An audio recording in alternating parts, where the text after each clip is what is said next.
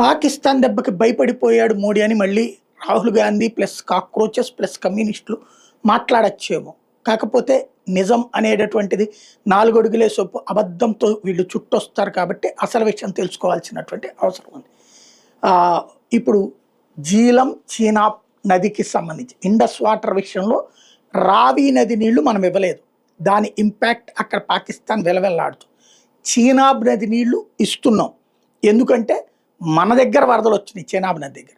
కాబట్టి మనం ఆ వంతెనని ఓపెన్ చేసి ఆ గేట్లు ఓపెన్ చేసి నీళ్లు వదిలిపెట్టాం.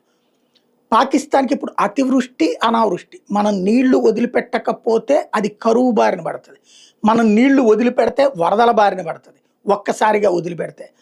ఇదివరకటి రోజుల్లో అయితే పాకిస్తాన్తో మనకు ఉన్నటువంటి ఒప్పందం ప్రకారం మనం పాకిస్తాన్కి సంబంధించినటువంటి ఇండస్ వాటర్ కమిషన్కి మనం సమాచారం అందించేవాళ్ళం, వాళ్ళు అక్కడ ఏర్పాటు చేసుకునేవాళ్ళు.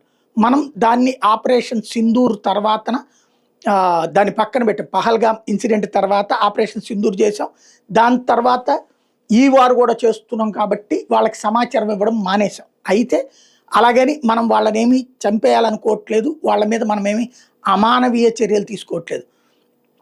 తాజాగా పాకిస్తాన్ ప్రభుత్వానికైతే పాకిస్తాన్ రాయబార కార్యాలయానికి సమాచారం ఇచ్చాం, ఇట్లా చీనాబ్ నది నుంచి నీళ్లు వదిలిపెడుతున్నామని.